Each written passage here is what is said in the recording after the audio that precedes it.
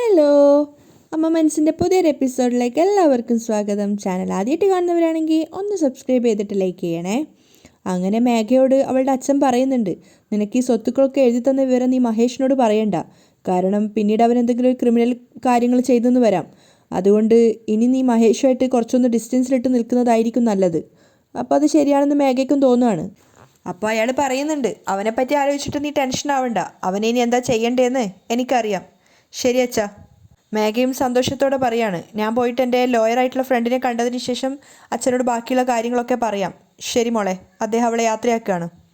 അയാൾക്ക് വല്ലാത്തൊരു സന്തോഷം തോന്നുന്നുണ്ടായിരുന്നു, തൻ്റെ മകൾക്കാണ് ഇത്രയധികം സ്വത്തുക്കൾ കിട്ടിയത് എന്ന് ഓർത്ത സമയത്ത്. അതേസമയം ലക്ഷ്മിയാണെങ്കിൽ രാത്രി ഇരുന്നിട്ട് ആപ്പിൾ അരിഞ്ഞുകൊണ്ടിരിക്കുകയാണ്.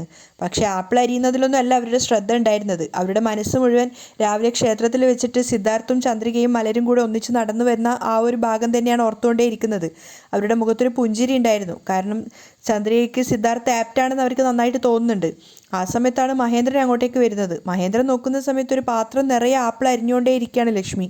കാരണം അവർ ആ ആപ്പിൾ അരിയുന്നൊന്നും ശ്രദ്ധിക്കുന്ന പോലും ഇല്ല. ഒരുപാട് അരിഞ്ഞു കൂട്ടിയിട്ടുണ്ട് എന്നുള്ളത് മഹേന്ദ്രന് മനസ്സിലാവുകയാണ്. അപ്പോൾ അയാൾ ചോദിക്കുന്നുണ്ട്, എന്താ ലക്ഷ്മി ഇത്? അപ്പോൾ ലക്ഷ്മി അയാളെ നോക്കി പുഞ്ചിരിക്കുകയാണ്. അപ്പോൾ അയാൾ ചോദിക്കുന്നുണ്ട്, ഇതെന്തിന് ഇത്രയധികം ആപ്പിൾ കട്ട് ചെയ്യുന്നത്? നിങ്ങൾക്ക് വേണ്ടിയിട്ടേട്ടാ? അപ്പോൾ മഹേന്ദ്രൻ അതിശയത്തോട് ചോദിക്കുകയാണ്, എനിക്ക് വേണ്ടിയിട്ടോ? ആ, ഇത്രയധികം ആപ്പിളോ? അയാൾ ചോദിക്കുന്നത് കേട്ടപ്പോഴാണ് ലക്ഷ്മി പ്ലേറ്റിലേക്ക് നോക്കുന്നത്. അയ്യോ, ഇത്രയധികം ആപ്പിൾ ഉണ്ടായിരുന്നോ? അയ്യോ, ഞാൻ എന്തൊക്കെയോ ചിന്തിച്ചിട്ട് ഇത്രയധികം ആപ്പിൾ വെറുതെ മുറിച്ചിട്ടു. അവരാകെ ചമ്മലോടെ നിൽക്കുകയാണ്. അത് കണ്ട് മഹേന്ദ്രനും ചിരിക്കുന്നുണ്ട്. അപ്പോൾ ലക്ഷ്മി പറയാണ്, ശരി, ഏട്ടനെ കൊണ്ട് കഴിക്കാൻ പറ്റുന്നത്ര കഴിക്ക്, ബാക്കി എടുത്തിട്ട് ഫ്രിഡ്ജിൽ വെക്കാം. അപ്പോൾ മഹേന്ദ്രൻ കളിയാക്കിക്കൊണ്ട് ചോദിക്കുകയാണ്, ഞാനെന്താ ചെറിയ കുട്ടിയാണോ ആപ്പിളൊക്കെ തിന്നിട്ട് ശരീരം നന്നാക്കാൻ വേണ്ടി? അത് കേട്ട് ലക്ഷ്മിയും പുഞ്ചിരിക്കുകയാണ്. അപ്പം മഹേന്ദ്രൻ പറയുന്നുണ്ട്, ഇതൊക്കെ കഴിക്കേണ്ടത് ചന്ദ്രികയും മലരും ഒക്കെയാണ്. അവരാരോഗ്യത്തോടെ നന്നായിട്ടിരുന്നാൽ മാത്രമല്ലേ അത് കണ്ടിട്ട് സന്തോഷത്തോടെ നമ്മൾ കുറച്ചു കാലം കൂടെ ജീവിക്കുക. അപ്പോൾ ലക്ഷ്മിയും പുഞ്ചിരിക്കുകയാണ്. അപ്പോൾ ലക്ഷ്മി കുറച്ചു നേരം ആലോചിച്ചിട്ട് പറയുന്നുണ്ട്, ഏട്ടൻ പറഞ്ഞത് ശരിയാണ്. ചന്ദ്രികയുടെ ജീവിതം കുറച്ചുകൂടി നന്നാവണം എന്നുണ്ടെങ്കിൽ തീർച്ചയായിട്ടും നമ്മൾ അവൾക്ക് പറ്റിയൊരു ഒരാളെ കല്യാണം കഴിപ്പിച്ചു കൊടുക്കണം. അത് ശരിയാ ലക്ഷ്മി. എത്ര കാലം ഇനി നമ്മളുണ്ടാവും?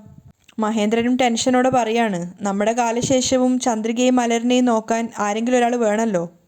അപ്പോൾ ലക്ഷ്മിയുടെ മുഖവും ടെൻഷൻ ആവുന്നുണ്ട്. പെട്ടെന്ന് അവർ ഓർത്തിട്ട് ചോദിക്കുകയാണ്, അല്ല, പൂജാരിയോട് പറഞ്ഞിട്ടുണ്ടായിരുന്നില്ലേ ചന്ദ്രികയ്ക്ക് ചേരുന്ന ഏതെങ്കിലും വരനെ കണ്ടുപിടിച്ച് തരാൻ വേണ്ടിയിട്ട്?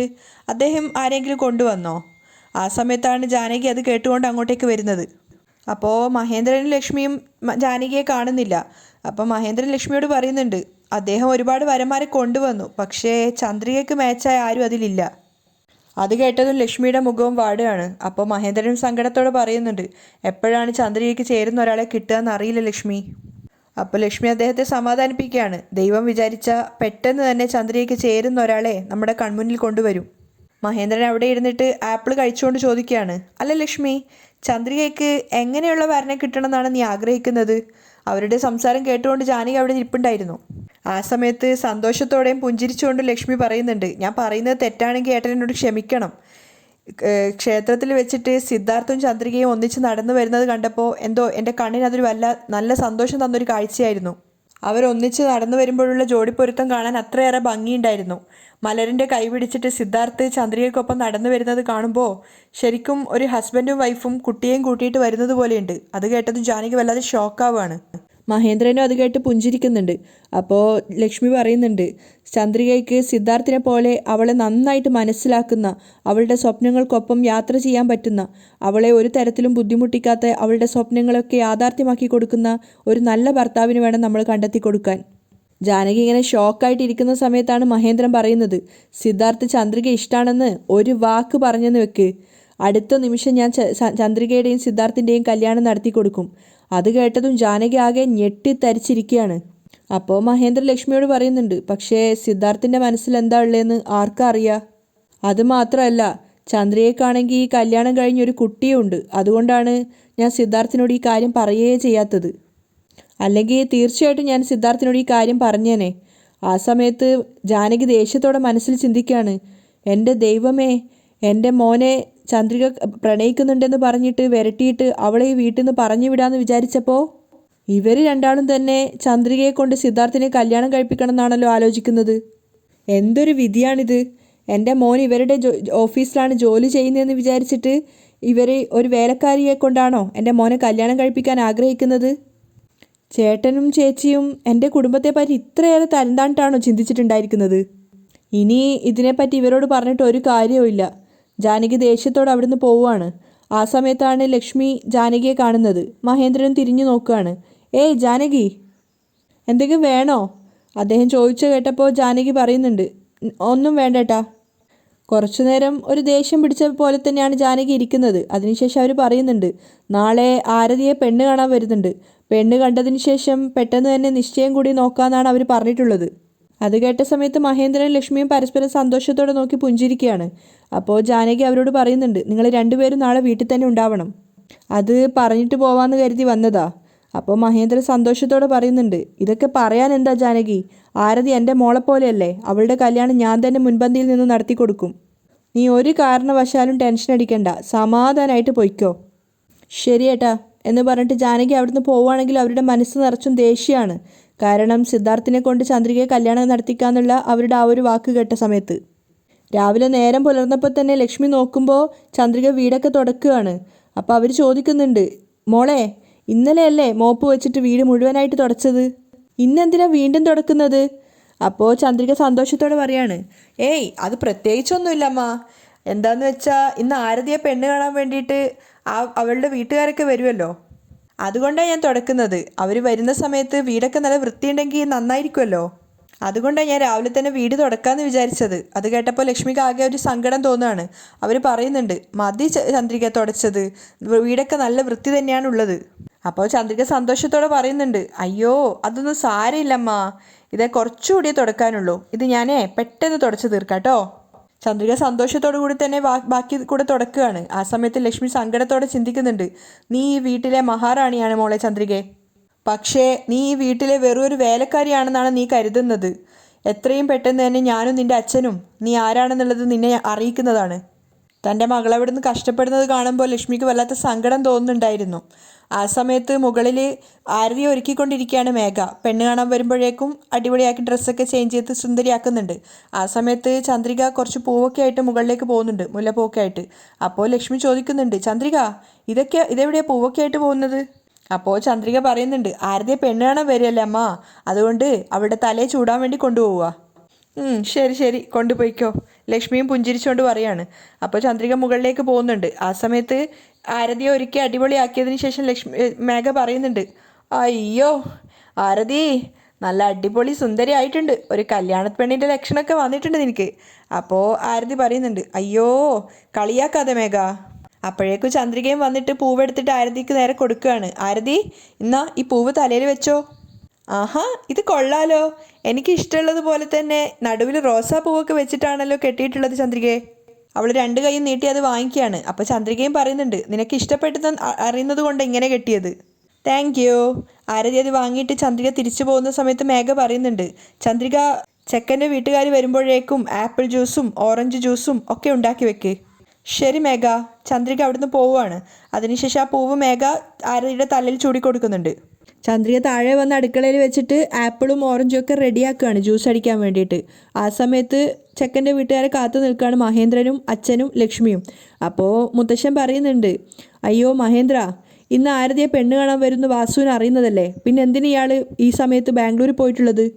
അപ്പോൾ മഹേന്ദ്രൻ പറയുന്നുണ്ട്, സീരിയസ് ആയൊരു മീറ്റിംഗ് ആണ് അച്ഛാ, ഞാനായിരുന്നു പോവേണ്ടിയിരുന്നത്. പക്ഷേ അവർ പോയിക്കോളാം എന്ന് പറഞ്ഞിട്ട് പോയതാണ്. പക്ഷേ മുത്തശ്ശൻ അതൊന്നും ഇഷ്ടപ്പെട്ടിട്ടില്ല. ആ സമയത്ത് ചന്ദ്രിക ജ്യൂസൊക്കെ റെഡിയാക്കി വെക്കുന്നുണ്ടായിരുന്നു. അപ്പോഴേക്കും ചെക്കൻ്റെ വീട്ടുകാർ അവിടെ എത്തിയിട്ടുമുണ്ട്. അവരെല്ലാവരും സന്തോഷത്തോടെ അകത്ത് കയറിയിട്ട് എല്ലാവരും സ്വീകരിച്ച് അകത്തിരുത്തുകയാണ്. അതിനുശേഷം കുടിക്കാൻ വേണ്ടിയിട്ട് ജ്യൂസ് എടുക്കാൻ വേണ്ടി പോകുന്ന സമയത്ത് ചെക്കൻ്റെ മുത്തശ്ശി പറയുന്നുണ്ട്, ഞങ്ങളുടെ സമ്പ്രദായം വെച്ചിട്ട് ചെക്കനും പെണ്ണും തമ്മിൽ ഇഷ്ടപ്പെട്ടാലേ പെണ്ണിൻ്റെ വീട്ടിൽ നിന്ന് എന്തെങ്കിലും കഴിക്കുള്ളൂ. അതുകൊണ്ട് ആദ്യം തന്നെ പെണ്ണിനെ കാണുന്നതായിരിക്കും നല്ലത്. ആദ്യം നിങ്ങൾ പെണ്ണിനോട് വരാൻ പറ. പെണ്ണിനെ കണ്ടതിന് ശേഷം ഇഷ്ടപ്പെടുകയാണെങ്കിൽ നമുക്ക് ബാക്കിയുള്ള കാര്യങ്ങൾ സംസാരിക്കാം. അങ്ങനെ ഇഷ്ടപ്പെടുകയാണെങ്കിൽ നിശ്ചയത്തിൻ്റെ ദിവസം കുറിച്ചതിന് ശേഷം ഭക്ഷണവും കഴിച്ചതിന് ശേഷം നമുക്ക് പിരിയാം. അത് കേട്ട് മുത്തശ്ശനും പറയുന്നുണ്ട്, നിങ്ങൾ പറയുന്നത് ശരി തന്നെയാണ്. എന്തായാലും ആദ്യം തന്നെ നമുക്ക് ആരതിയെ വിളിക്കാം. മേഘയോട് ആരതിയെ കൂട്ടിക്കൊണ്ട് വരാൻ പറയുകയാണ്. കല്യാണ ചെക്കനാണെങ്കിൽ നല്ല സുന്ദരനായ ഒരു ചെക്കൻ തന്നെയായിരുന്നു. ആരതിയെ കൂട്ടാൻ വേണ്ടി മേഘ പോയ സമയത്താണ് സിദ്ധാർത്ഥ് അങ്ങോട്ടേക്ക് വരുന്നത്. സിദ്ധാർത്ഥും നല്ല സന്തോഷത്തോടെയാണ് വരുന്നത്. സിദ്ധാർത്ഥിനെ കണ്ട സമയത്ത് മഹേന്ദ്രൻ അവർക്ക് പരിചയപ്പെടുത്തി കൊടുക്കുകയാണ്. ഇതാണ് സിദ്ധാർത്ഥ്, പെണ്ണിൻ്റെ ചേട്ടനാണ്. സിദ്ധാർത്ഥ് എല്ലാവരെയും നോക്കിയിട്ട് നമസ്കാരം പറയാണ്. അപ്പോൾ മഹേന്ദ്രൻ പറയുന്നുണ്ട്, ഇവനാണ് എൻ്റെ ബിസിനസ്സൊക്കെ നോക്കി നടത്തുന്നത്. അതിനുശേഷം സിദ്ധാർത്ഥിനോട് അവിടെ ഇരിക്കാൻ പറയാണ് മഹേന്ദ്രൻ. ആ സമയത്ത് ചന്ദ്രിക ചിന്തിക്കുന്നുണ്ട്, പയ്യൻ ആരതിക്ക് മാച്ചായിട്ടുള്ള പയ്യനാണ്. പയ്യൻ്റെ വീട്ടുകാരൊക്കെ വളരെയധികം നല്ലവരാണെന്നാണ് തോന്നുന്നത്. ആരതി ലിപ്സ്റ്റിക് ഇട്ടുകൊണ്ടിരിക്കുമ്പോഴാണ് മേഘ അങ്ങോട്ടേക്ക് പോകുന്നത്. എന്നിട്ട് അവളോട് പറയുന്നുണ്ട്, മതി മതി, കല്യാണച്ചക്കൻ താഴത്ത് വന്നിട്ടുണ്ട്, നിന്നെ കാണണമെന്ന് പറയാണ്. അപ്പോൾ ആരതി വേഗം തന്നെ മേഘക്കൊപ്പം താഴേക്ക് വരുന്നുണ്ട്. ആരതി നല്ല സുന്ദരിയായിട്ടുണ്ടായിരുന്നു. ആരതി അവിടെ വന്നു നിന്ന സമയത്ത് മുത്തശ്ശൻ പറഞ്ഞു കൊടുക്കുകയാണ് എല്ലാവരോടും നമസ്കാരമൊക്കെ പറയാൻ. അതുപോലെ തന്നെ ആരതി അനുസരിക്കുകയാണ്. അപ്പോൾ ചെക്കൻ്റെ അമ്മ ആരതിയോട് പറയുന്നുണ്ട്, എന്തിനാ മോളെ നിൽക്കുന്നത്, അവിടെ ഇരിക്കേ, കുഴപ്പമില്ല ഞാനിവിടെ നിന്നോളാം, ആരതി പറയാണ്. അപ്പം ബാക്കിയുള്ള ആൾക്കാരൊക്കെ ആരതിയോട് അവിടെ ഇരിക്കാൻ പറഞ്ഞപ്പോൾ സിദ്ധാർത്ഥിൻ്റെ അടുത്തായിട്ട് ആരതി ഇരിക്കുകയാണ്. അപ്പോൾ ചെക്കൻ ആരതിയെ തന്നെ സൂക്ഷിച്ച് നോക്കുകയാണ്. അവന് ആരതി നന്നായിട്ട് ഇഷ്ടപ്പെട്ടു എന്ന് അവൻ്റെ നോട്ടത്തിൽ നിന്ന് തന്നെ മനസ്സിലാവുന്നുണ്ട്. ആരതിയും ചെറുതായിട്ടൊക്കെ ചെക്കനെ നോക്കുന്നുണ്ട്. അപ്പോൾ ചെക്കൻ്റെ അമ്മ ചെക്കനോട് ചോദിക്കുകയാണ്, നിനക്ക് പെണ്ണിനെ ഇഷ്ടപ്പെട്ടോ? അവൻ തലയാട്ടുന്നുണ്ട്, ഇഷ്ടപ്പെട്ടു എന്ന്. ആ സമയത്ത് ആരതിയെയും ചെക്കനെയും നോക്കിയിട്ട് സിദ്ധാർത്ഥ് ഇങ്ങനെ തമാശയാക്കി ചിരിക്കുന്നുണ്ട്. അതിനുശേഷം മുത്തശ്ശൻ എല്ലാവരോടുമായിട്ട് കേൾക്കാൻ വേണ്ടി പറയുകയാണ്, നിങ്ങൾക്ക് രണ്ടുപേർക്കും ഇഷ്ടമാണോ എന്ന് ആദ്യം പറ, അതിനുശേഷം നമുക്ക് ബാക്കിയുള്ള കാര്യങ്ങൾ ചോദിക്കാം. അപ്പോൾ പയ്യൻ്റെ അച്ഛൻ ചോദിക്കുന്നുണ്ട്, നിനക്ക് ഇഷ്ടമായോ പെണ്ണിനെ? അല്പം നാണത്തോടെയാണെങ്കിലും ചെക്കൻ പറയുന്നുണ്ട്, എനിക്ക് ഒരുപാട് ഇഷ്ടപ്പെട്ടു. അത് കേട്ടത് എല്ലാവരുടെയും മുഖത്തും നല്ല സന്തോഷം എന്നറിയാണ്. മുത്തശ്ശൻ ആരതിയോടും ചോദിക്കുന്നുണ്ട്, മോളെ നിനക്ക് ഇഷ്ടമായോ ചെക്കനെ? എല്ലാവരുടെയും മുന്നിൽ വെച്ച് ചോദിച്ചത് കൊണ്ട് തന്നെ ആരതി നാണത്തോടെ തലതാഴ്ത്തുകയാണ്. അപ്പോൾ ജാനകി പറയുന്നുണ്ട്, മുത്തശ്ശൻ ചോദിച്ചത് കേട്ടില്ലേ, ഉത്തരം പറ ആരതി. ഇഷ്ടപ്പെട്ടു അമ്മ, ആരതി പറയാണ്. അപ്പോൾ എല്ലാവർക്കും അത് കേട്ടപ്പോൾ സന്തോഷമായി.